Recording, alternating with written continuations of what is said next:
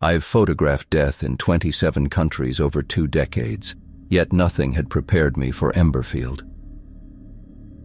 The military transport dropped me at the edge of the restricted zone just before dusk, the dying light throwing long shadows across the mist-covered valley. Captain Thomas Langford stood waiting for me, spine straight as a steel rod in his uniform, his face rough from too many deployments. "Mr. Reed," he said, offering his hand, "appreciate you coming, though I can't imagine what pictures will show us that 3 official searches didn't." I shrugged my equipment bag onto my shoulder. The lens catches things eyes overlook. If I'd known how true that would be. The forward operating base came into view through the trees like an abandoned ship, tents still standing, gear untouched.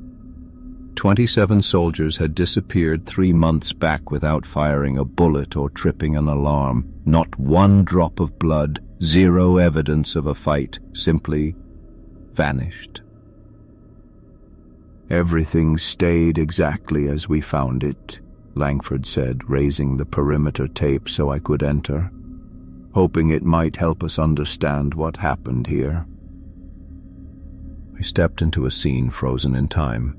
Half-finished meals on folding tables, cards dealt mid-game, a letter home stopped mid-sentence.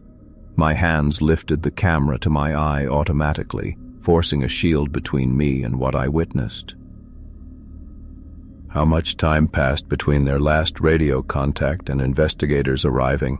I asked, focusing on a coffee mug with lipstick still marking its edge. 6 hours, Langford answered.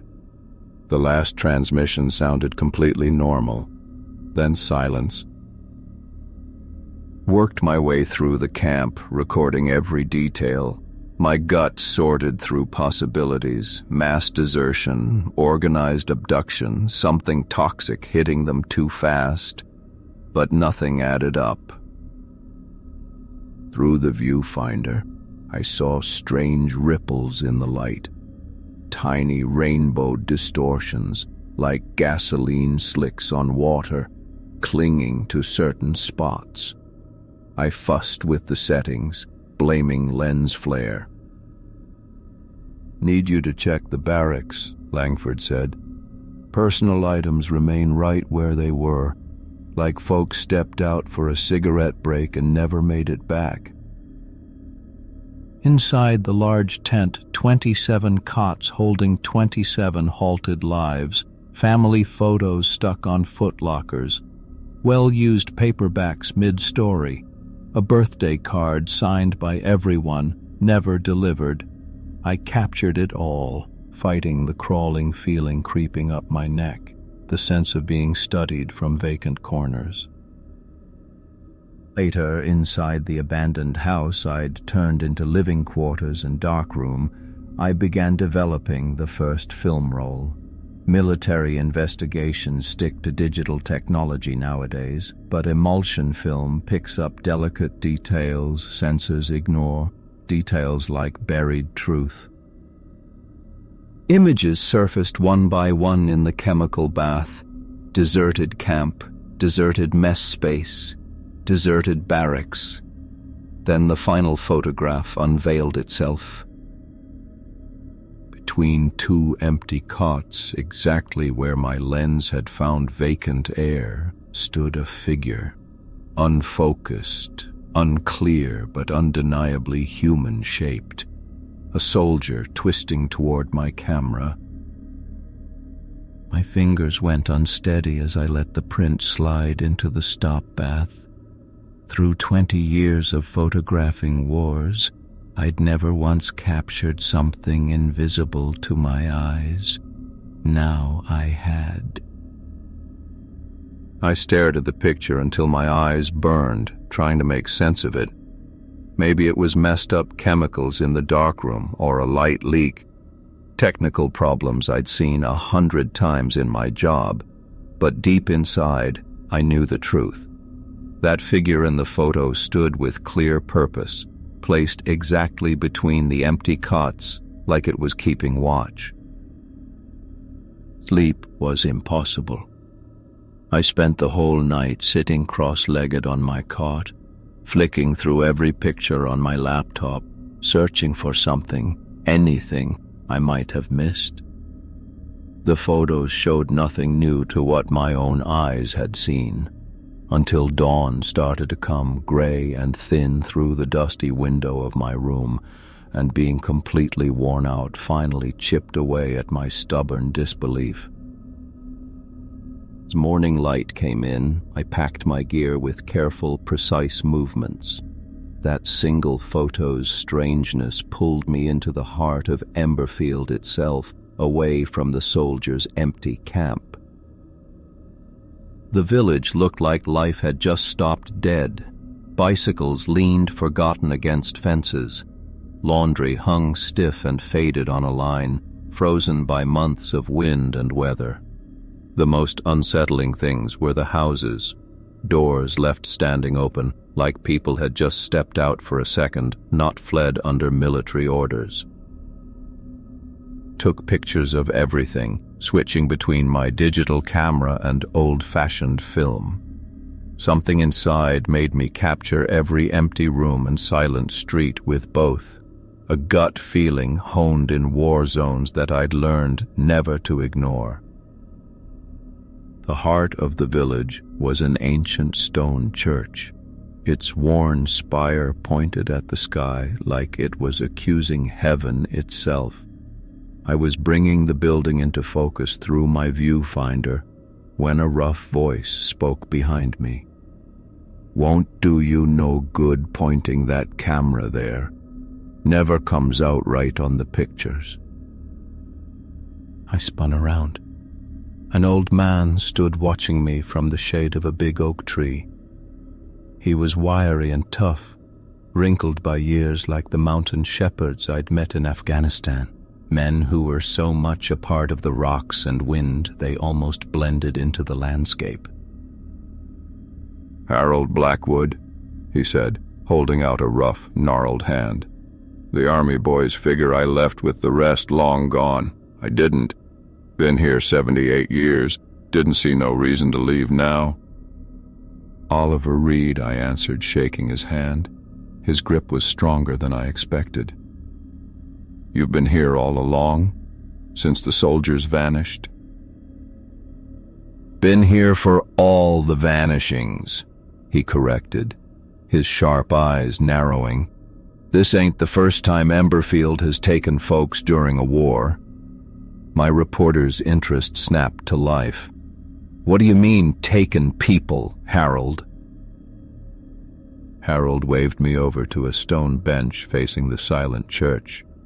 "Every time fighting touches this valley, it leaves its toll. Great War, gone. 23 men from a British camp, second big one. 14 American scouts. World War II, didn't see no reason in leaving. Cold War brought Russian runaways. Poof. 5 disappeared overnight." He counted these out on twisted fingers. "Balkan troubles, Gulf War, Afghanistan, soldiers camp here, some always go missing, taken." "That's crazy," I argued back. "The military would have reports, files." "They do," Harold cut me off. "Secret, classified, always got a different tale. They deserted, got grabbed by the enemy, training accident.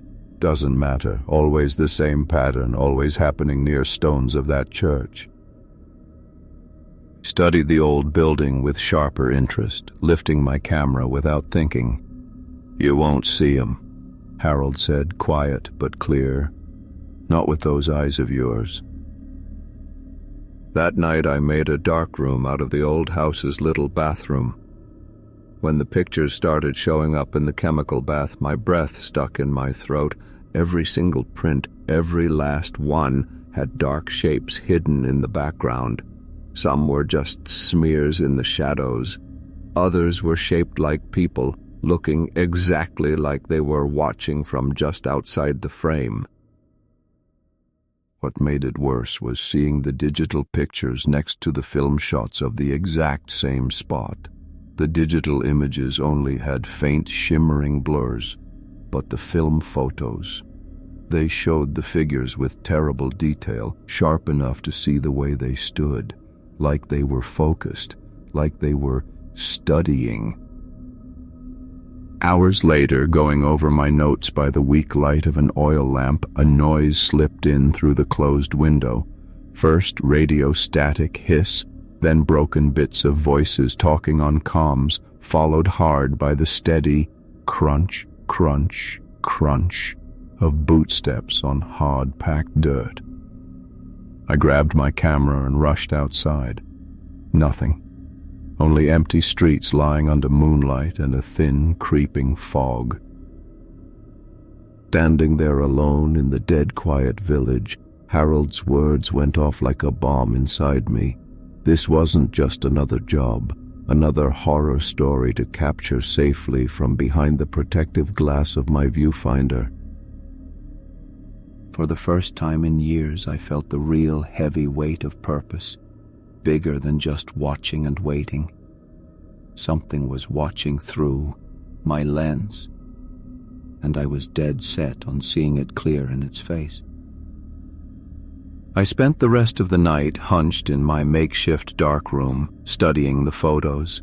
The figures lurking in the backgrounds became clearer with each print I made, not shadows anymore, but vague human shapes with stretched-out limbs and heads tilting at impossible angles, always watching, always just out of the corner of my eye.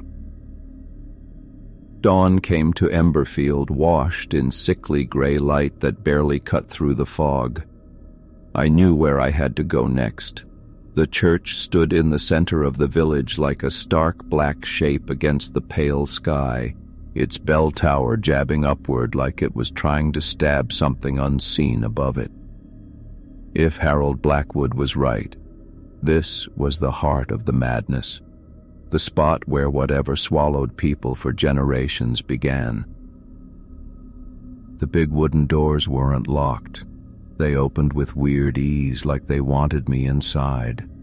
The air within felt thick, pressing hard on my ears.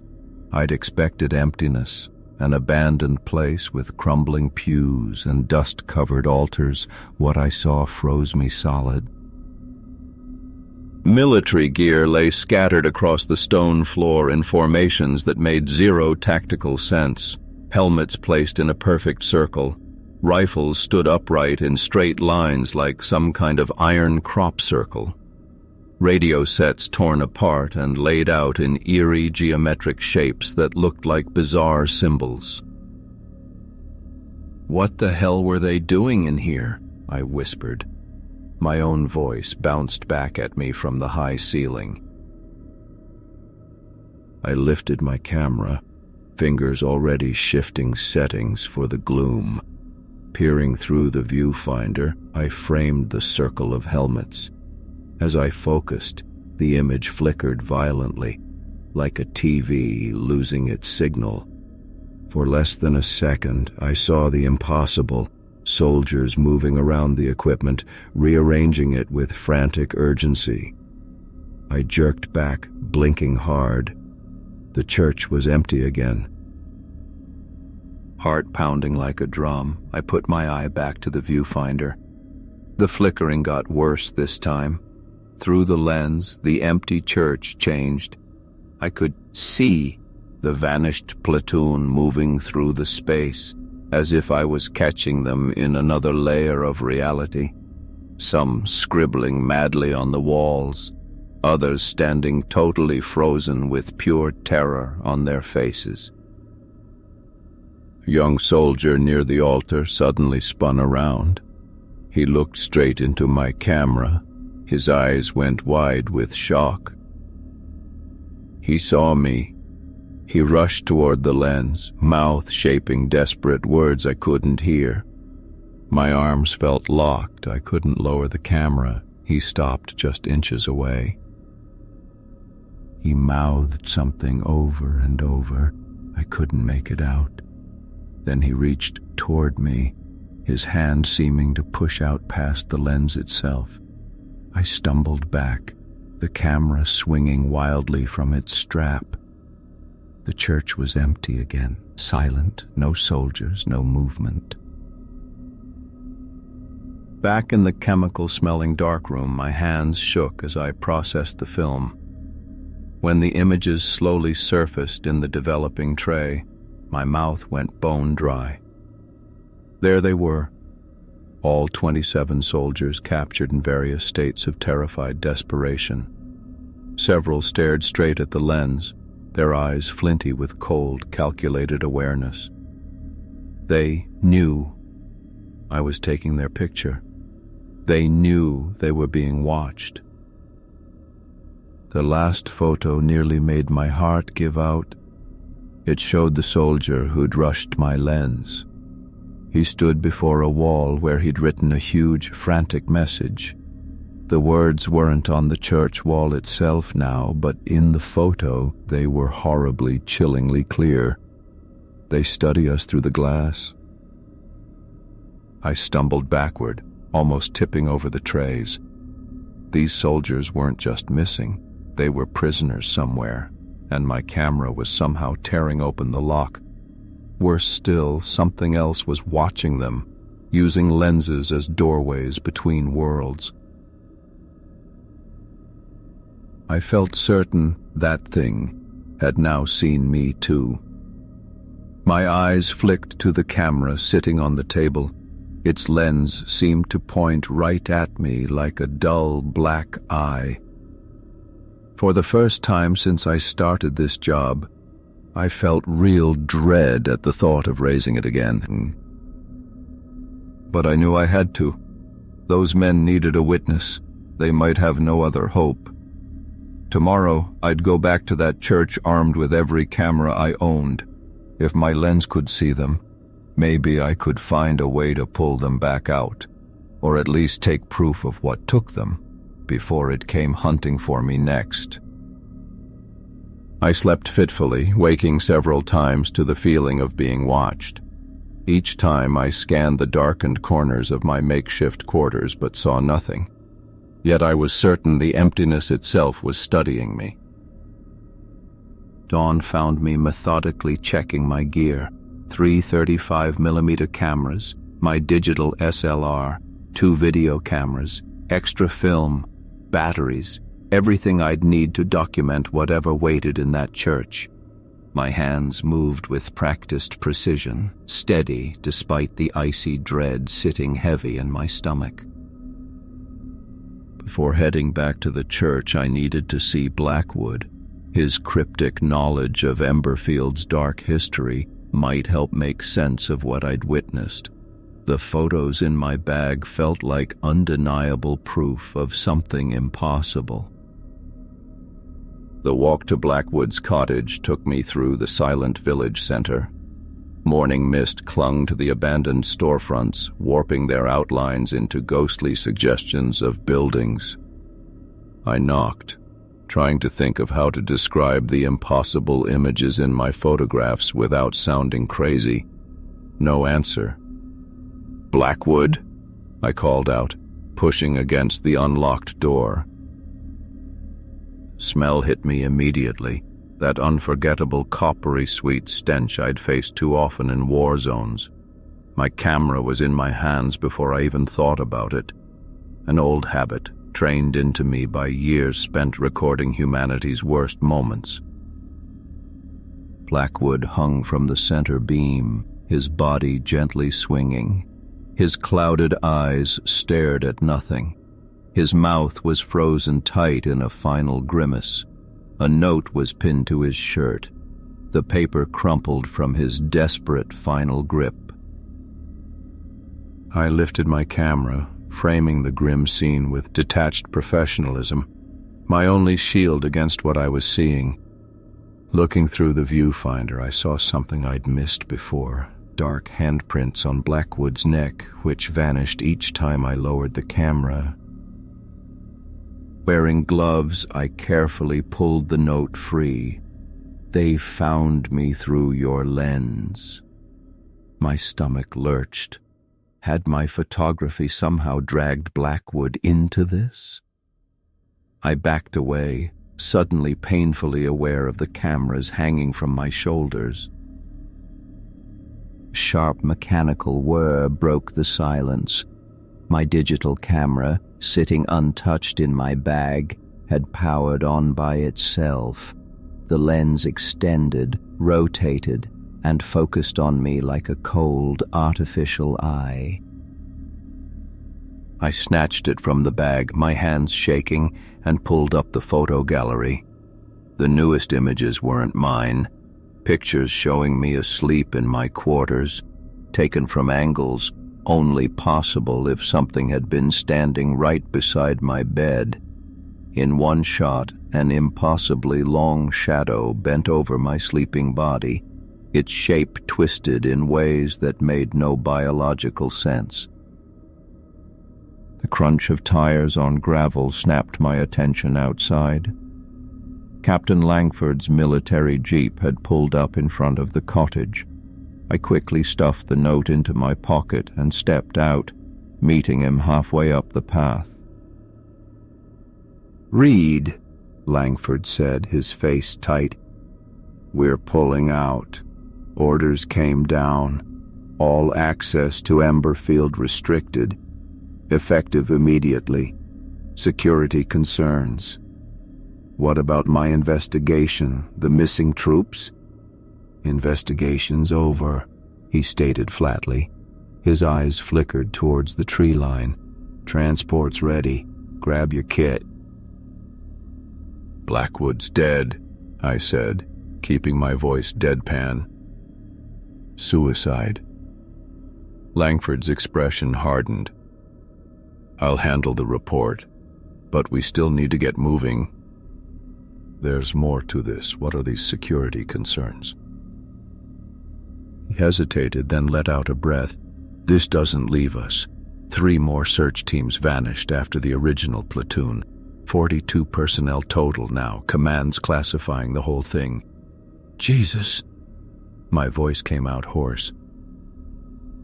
My camera hung heavy at my side. Almost without thinking, I raised it to my eye and focused on Langford. Through the viewfinder I saw it, a tall, indistinct figure standing directly behind him. Something like an unnaturally long hand rested possessively on Langford's shoulder. The form seemed to wrap around him, like thick smoke flowing against an obstacle. I lowered the camera. Nothing there in the empty air. "Langford," I said, fighting to keep my voice steady. "Don't move." "What?" Confusion flashed across his face, then he shuddered violently.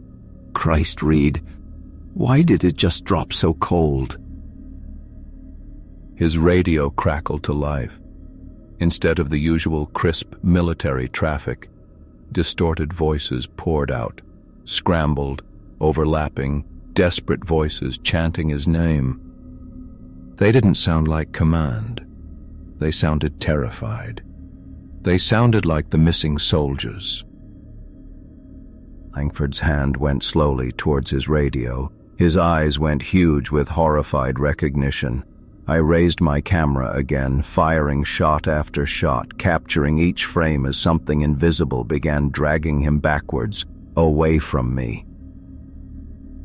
The camera kept clicking in my hands as Captain Langford was pulled backward across the floor, his heels dragging furrows in the dust. His screams faded to desperate whimpers as he vanished into the shadows beyond my cabin door. I stood frozen, camera still raised. The darkened doorway framed nothing but empty night. Whatever had taken him was gone, along with any hope of a military evacuation. Dawn found me barricaded in my makeshift darkroom, developing the previous night's horrors. The photos revealed what my eyes couldn't see. Elongated figures with limbs bent at impossible angles surrounding Langford, their featureless faces turned toward my camera. They knew I was documenting them. My hands trembled as I packed my gear. Logic screamed at me to run while I could, but 20 years of war photography had taught me one thing. When you're onto the story of a lifetime, you don't walk away. More importantly, 42 soldiers, now 43 including Langford, were trapped somewhere behind an invisible wall. The camera was my only link to them. I made my decision. One final expedition to the stone church. Morning mist clung to Emberfield's streets like wet gauze as I approached the ancient building. Inside, I carefully placed my backup cameras, one aimed at each wall, another at the ceiling, my main Leica gripped tight. If something was using this place as a lab, I'd capture it from every angle. Through my viewfinder, everything changed. The flickering church interior looked sterile and clinical now. The missing soldiers hung suspended like insects in glass cases, arranged as specimens. Tall, indistinct figures moved among them. They weren't human. They measured, examined, took notes with detached precision. When one touched a soldier, the man seemed to fade, becoming more ghost-like. I documented everything, moving between cameras, adjusting settings. I was so focused on getting hard proof that I nearly missed the moment one entity froze. Its blank face turned toward my primary camera. It seemed to lock onto the lens, tilting its head like an animal spotting something strange. Then it began moving straight toward me. I stumbled back, my breath bursting into white clouds as the air suddenly plunged to a deep, biting cold. Glancing quickly through every other camera viewfinder, the entity was closer each time, crossing between the different perspectives as it closed in. An impossible deep freeze slammed into me, cold so intense it seared through my jacket like fire. The entity had found a way through the lens. In pure panic, I fired the shutter blindly. The flash lit nothing but empty church air, yet I felt impossibly long, slender fingers on the back of my neck. My final act was to trigger the shutter one more time as something powerful yanked me backward into suffocating, endless cold. The last image developed slowly in the abandoned darkroom, just an empty church with cameras left lying around. Of the photographer, there was no trace at all. 3 months later, a woman carrying audio recording gear and a camera bag picked her way through Emberfield's overgrown lanes. The military had finally approved a media probe into the disappearance of war photographer Oliver Reed and the 43 service members lost here. Her first test shot, taken casually outside the church, showed something she hadn't seen. A man with a camera raised, standing just inside the doorway, his lens pointed directly at her. The new observer now eternally observed.